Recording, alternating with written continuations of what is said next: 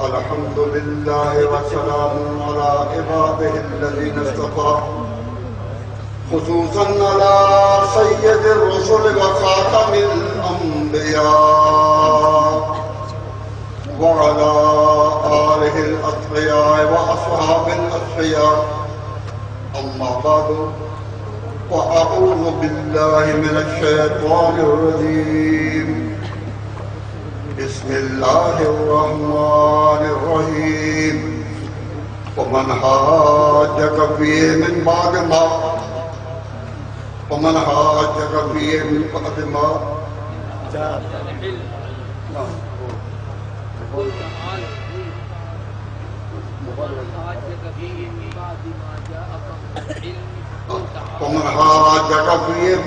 ما جاءك من العلم فقل تعالوا أبناءنا وأبناءكم ونساءنا ونساءكم وأنفسنا وأنفسكم ثم نبتهل ونجعل لعنة الله على الكاذبين.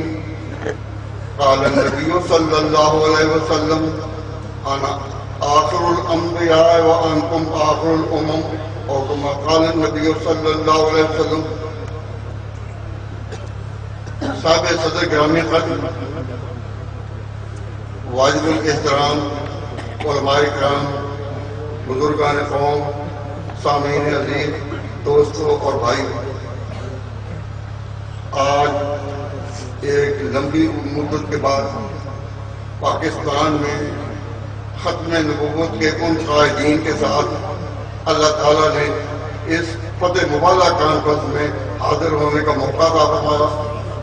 اتنی دیر کی موجودگی کے بعد آج اپنے پرانے رفقا کی موجودگی میں جب حاضر ہوا تو میں نے دل میں کہا اجازت ہو تو آ کر میں بھی شامل ان میں ہو جاؤں. اجازت ہو تو آ کر میں بھی شامل ان میں ہو جاؤں. سنا ہے کل تیرے در پر ہجوم عاشقاں ہوگا. وہ وقت آ رہا ہے. اس امید کے ساتھ صرف چند منٹ آپ کے سامنے بات کروں. یوں ہی اسٹیج سیکرٹری صاحب نے آواز دی اور آگے کرسی دکھائی کہ آپ بیٹھے. میں نے کہا اب بیٹھنے کا نہیں، اب کھڑے ہونے کا مطلب کہ دنیا پہ یہ نہ کہے کہ نادا جو گئے سیدھے میں لمبتے قیامت. جب اپنا موقف پیش کیا جائے تو پہلے ہوتا ہے مکالمہ، پھر اس پر جب دلیل مانگی جائے تو پھر ہوتا ہے مناظرہ. اپنا موقف پیش کیا جائے تو مکالمہ، دلیل مانگی جائے تو مناظرہ، اور جب دلیل کو بھی دوسرے نہ مانے تو پھر اللہ کے حضور جب بات اٹھایا جائے اس کا نام ہوتا ہے مباہلہ. پہلے اپنی بات، پھر دلائل کی بات، پھر اللہ کے حضور میں کہ یا اللہ فریق ثانی نے ضد میں انتہا کر دی، تیری بغاوت میں انتہا کر دی، اب ہم تیرے مراد اٹھاتے ہیں. اس کا نام ہے مباہلہ. مرزا غلام محمد قادیانی سے جو تحریک چلی، علماء پہلے اس کو مکالمہ میں مخاطب کرتے رہے، پھر مناظروں میں مخاطب کرتے رہے، مکالمہ بھی ہوتا رہا اور مناظر بھی ہوتے رہے. پھر جب انتہا کو بات پہنچی تو پھر نوبت آئی مباہلہ کی. صرف ایک بات کی طرف غور کیجیے. نبی پاک صلی اللہ علیہ وسلم کے زمانے میں نجران کے عیسائی ایک دفعہ مدینہ آئے.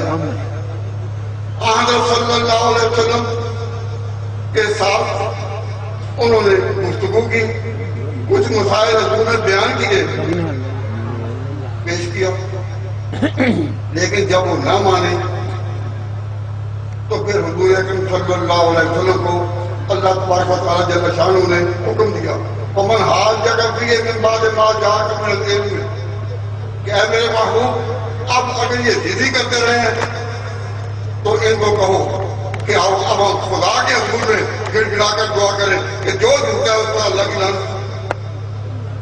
تو نبی پاک صلی اللہ علیہ وسلم نے جب یہ پیشکش کی کہ اب تو جو میں عبداللہ کرنے لگا ہوں وہ یاد رکھیں، اس میں بعض لوگ مغازہ کھا جاتے ہیں۔ حضور اکرم صلی اللہ علیہ وسلم نے قرآن کے اس حکم کے تحت ان کو دعوت مباہلہ دی تھی۔ دعوت مباہلہ اور ہے اور مباہلہ اور ہے، مباہلہ ہوا ہی نہیں، مباہلہ نہیں ہوا۔ اللہ کے حکم کے تحت حضور نے دعوت دی، فرمایا اللہ تعالیٰ نے قرآن کی کہ اے میرے محبوب اگر تیرے ساتھ یہ پھر بھی اختلاف کر رہے ہیں فقول تو آپ کہیں تعالیٰ آؤ نہ دو ابناءنا و ابناءکم، ہم دعوت دیں اور لائیں میدان میں وہ مقابلے میں آنے کے لیے تیار نہ ہوئے۔ تو یہ یاد رکھے مباہلہ حضور کے دور میں نہیں ہوا۔ اگر مباہلہ ہوتا تو حضور پھر اپنی بیویوں کو بھی لاتے اور اپنے ساتھیوں کو بھی لاتے۔ یہ سمجھنا بہت بڑی غلطی ہے کہ حضور مباہلہ کے لیے گئے تھے، نہ دعوت مباہلہ۔ دعوت مباہلہ کے لیے گئے، اگر وہ دعوت باب مباہلہ میں مباہلہ قبول کرتے پھر حضور اللہ کے قانون کے مطابق اور ان شرطوں کے مطابق جو قرآن نے بیان کی ہیں اپنی بیویوں کو بھی لے کر جاتے۔ تو بتائیے کہ حضور مباہلہ کے لیے گئے یا دعوت دینے گئے؟ جب دعوت دینے کے لیے گئے اور انسان کو اپنے اعزاء و اکارم میں، انسان کو اپنے اعزاء و اکارم میں سب سے پیارے ہوتے ہیں اولاد۔ تو حضور اپنی اولاد کو لے کر گئے تو یہ بتانے کے لیے کہ جو عزیز ترین متا ہے ان کو جب میں لے کر آیا ہوں، اگر تم نے دعوت مباہلہ قبول کر لی پھر میں ان تمام شرطوں کو پورا کروں گا جو قرآن نے بیان کی۔ تو یہ کہنا کہ حضور مباہلہ میں اوروں کو لے کر کیوں نہیں گئے یہ غلطی ہے۔ وہ مباہلہ کے لیے گئے ہی نہیں، دعوت دی، یہ دعوت مباہلہ تھی۔ مباہلہ ہوتا پھر قرآن کی شرطیں پوری ہوتی۔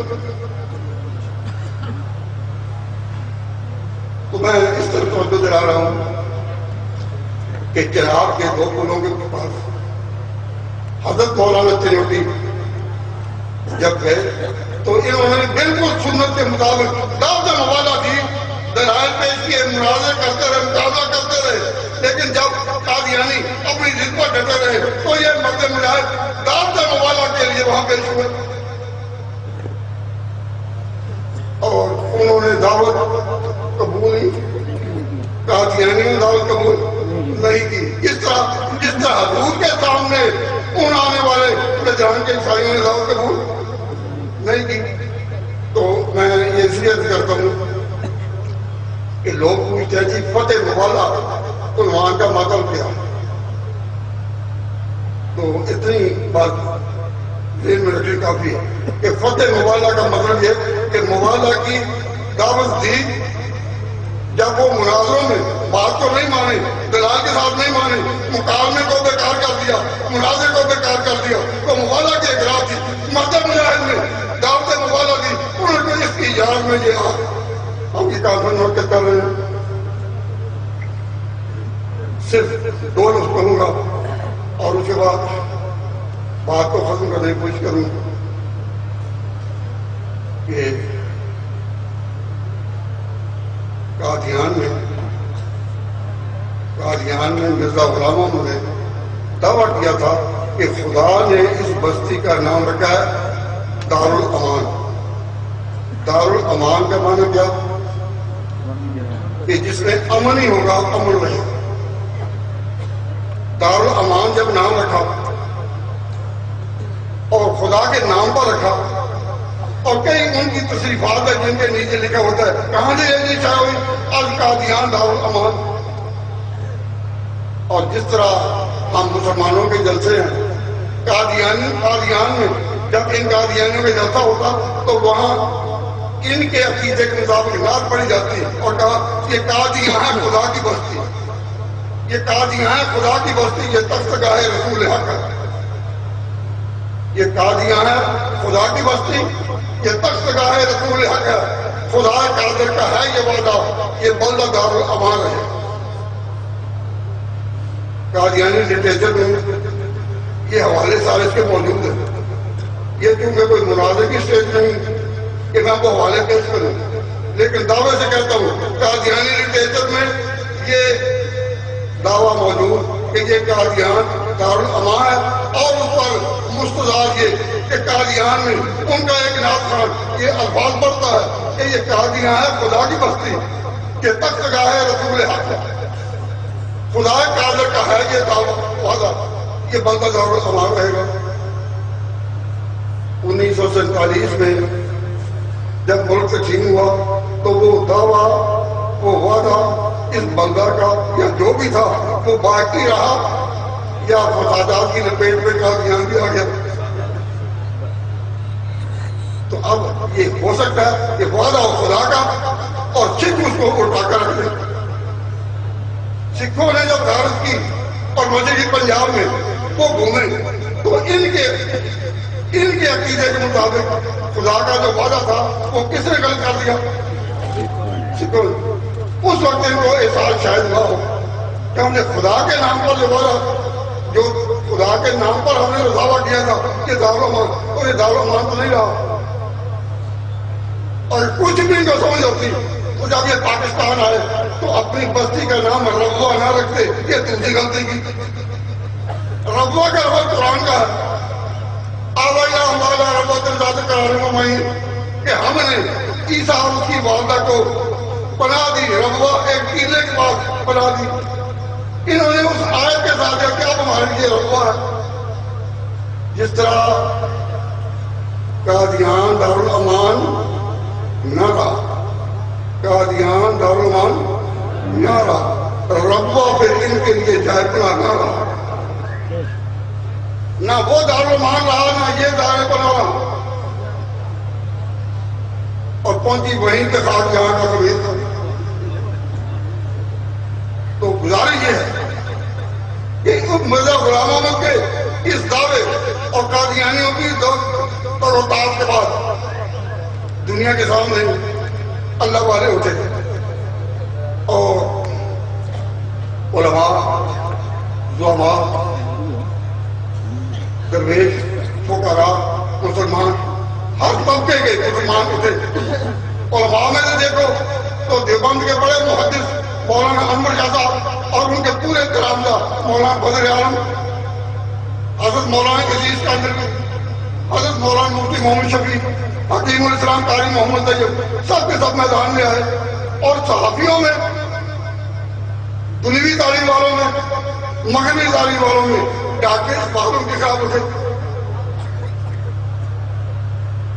علماء بڑے بڑے ججر اور اکابر علماء ان کے خلاف اٹھے. ڈاکٹر اقبال جیسے مفکر اٹھے. لیکن مسلمان التجا کرتے رہے, پکارتے رہے, لیکن حالات وہیں کے وہیں. حضرت مولانا انور شاہ صاحب نے جب مسلمانوں کو دعوت دی تو کہا الا یا عباد اللہ قوموا وقوموا, الا یا عباد اللہ قوموا وقوموا خطوب علمت قالهم الاجدانی يسب رسول من اولي العلم فيكم تكاد السماء والارض تنفطران حارب قوم ربهم. بات وہیں رہی. مولانا شاہ صاحب بھی پکارتے رہے, دیوبند کے محدثین پکارتے رہے, علماء پکارتے رہے, حضرت شاہ صاحب سے تعالیٰ کا بخاری پکارتے رہے, ڈاکٹر اقبال جیسے محقق اور مفکر وہ پکارتے رہے. لیکن مسلمانوں کی جو آواز وہاں اللہ کے ہاں کب منظور ہونی تھی. علماء, اکابر, محدثین, مفسرین, فقہاء, متکلمین سب پکارتے رہے, لیکن اللہ کے ہاں ان کی پکار کب منظور ہونی تھی؟ جب میدان میں منظور رہا. آواز ان کی، زبان ان کی. آواز سب پہلوں کی تھی، لیکن اس وقت مولانا منظور احمد چنوٹی رحمۃ اللہ علیہ اس کے لیے آواز بنی.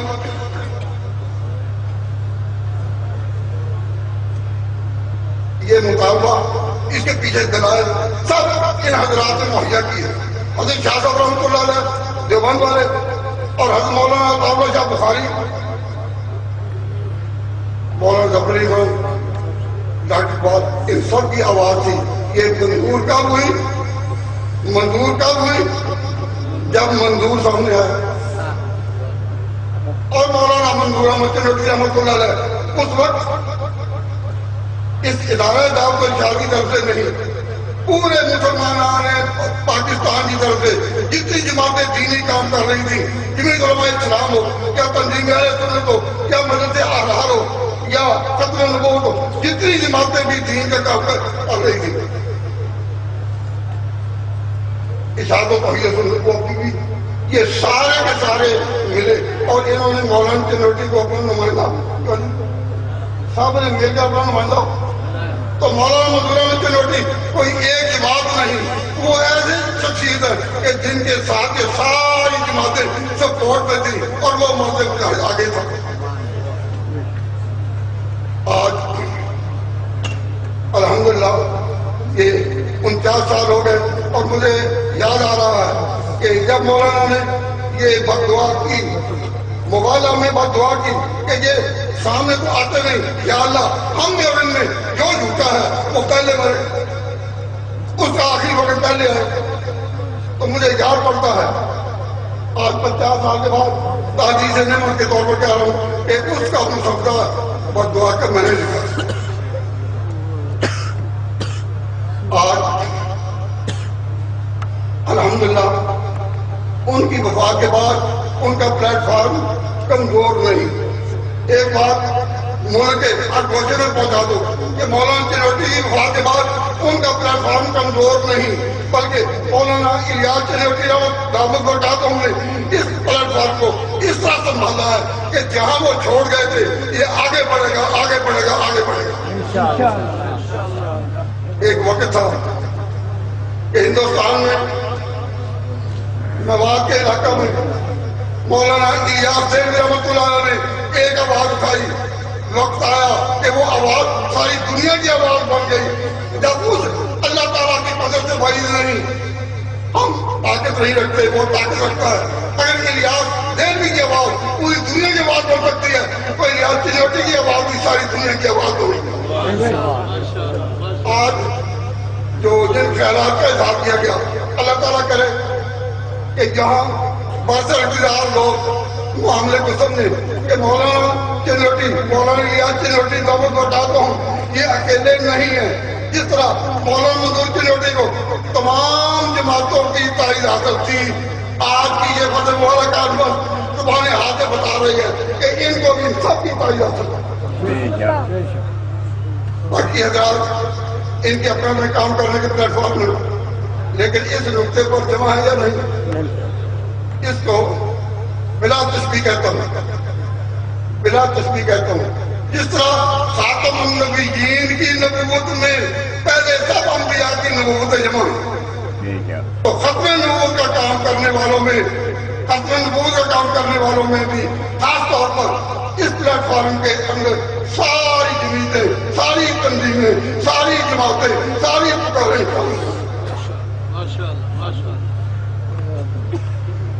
کام کرنے کا طریقہ اگر آگے نہیں تو اس پلیٹ فارم کو تو علماء سے کوئی نہیں چھین سکتا. اگر آگے کام کرنے کا موقع نہیں مل رہا، اس پلیٹ فارم کو کوئی چھین نہیں سکتا. میں اس جملے پر اپنی بات ختم کرتا ہوں. تیرا آستہ جو نہیں ملا تیرا گزرتے زمین سے، ہم ایک راہ گزرتے گزر رہے ہیں. تیرا آستہ جو نہیں ملا تیرا گزرتے زمین سے، مجھے سیدھا کرنے سے کام ہے، نہ وہاں سے نہیں کہیں.